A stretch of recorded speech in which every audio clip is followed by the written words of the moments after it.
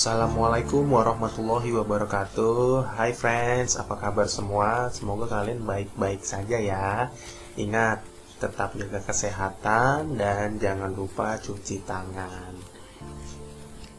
Oke, kembali lagi bersama Mr. Haris di dalam pelajaran PKN. Untuk minggu ini, PKN akan membahas tentang sikap dalam menghadapi keberagaman ekonomi.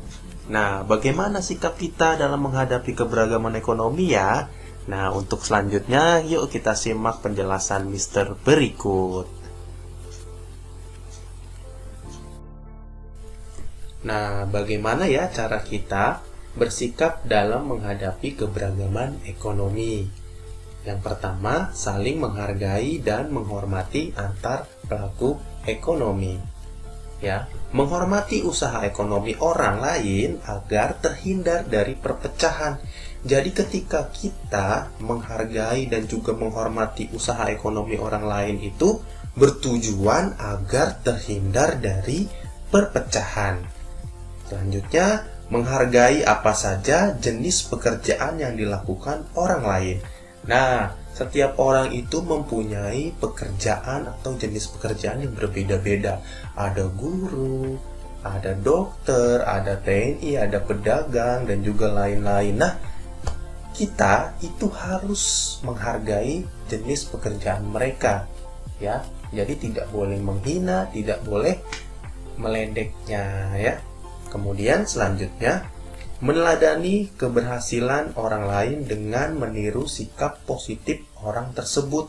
Nah, kita nggak boleh iri. Misalnya melihat suatu usaha orang lain maju.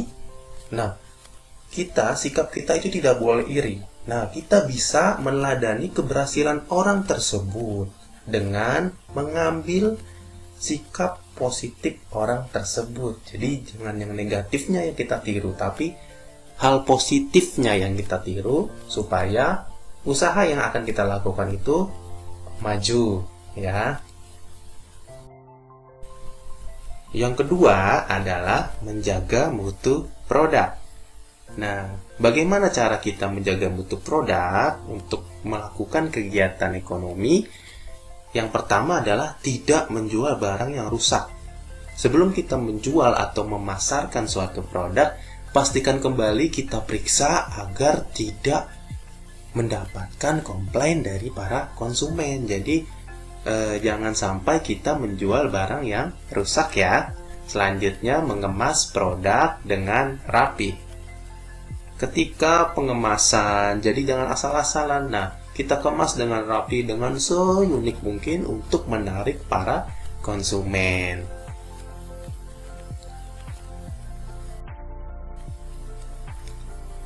Nah, yang ketiga adalah bersaing secara sehat. Ya, bersaing secara sehat. Jadi, ketika kita melihat usaha orang lain itu tidak boleh iri ya, friends.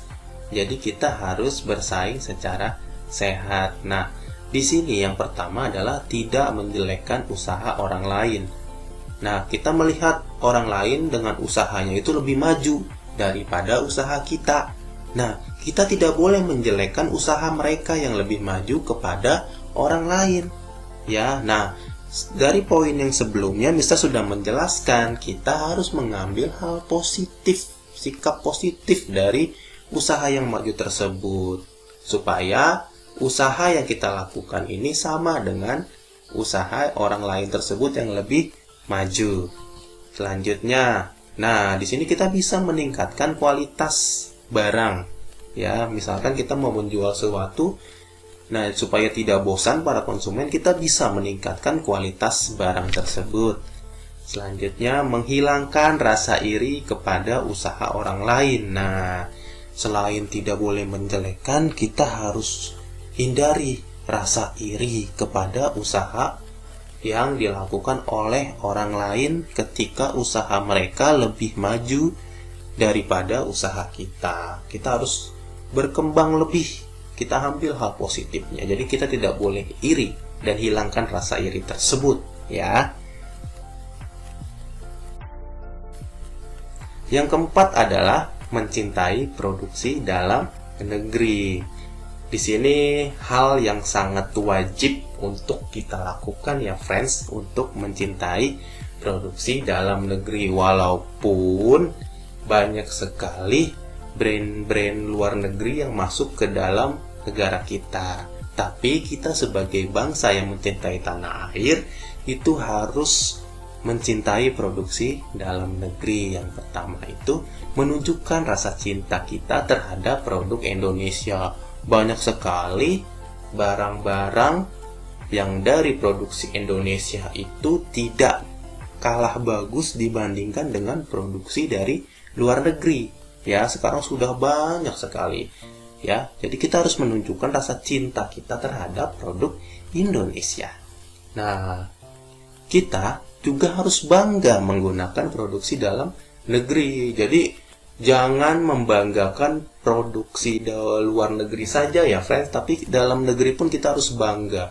Ya, banyak sekali contoh produksi dalam negeri itu batik. Sekarang batik ini sudah banyak sekali dipakai oleh tokoh-tokoh luar negeri, sehingga batik kita, batik produksi Indonesia itu lebih terkenal dan lebih banyak orang yang tahu batik Indonesia di luar negeri. Nah, kita juga bisa ikut melestarikan produksi dalam negeri dengan mempelajarinya. Ya, contoh membuat batik. Kita harus bisa mempelajari pola-pola dalam membuat batik supaya bisa lestari sampai cucu, sampai nenek, sampai nanti ada penerusnya kembali ya. Untuk yang kelima adalah menjual produk yang berkualitas. Di sini kita bisa menciptakan suatu inovasi baru atau suatu ciptaan baru ya. Ketika ada baju misalkan, para desainer itu pasti mempunyai inovasi-inovasi baru yang diciptakan oleh mereka sehingga diminati oleh para konsumen.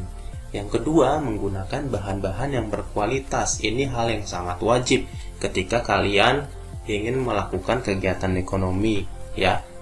Jadi menggunakan bahan-bahan yang berkualitas, tidak boleh yang abal-abal ya. Jadi harus berkualitas. Yang ketiga, mempromosikannya ke mancanegara. Jadi jangan hanya di Indonesia saja ya friends. Jadi kalau bisa kalian promosikanlah ke luar negeri atau mancanegara. Nah, cukup sekian untuk pembahasan minggu ini.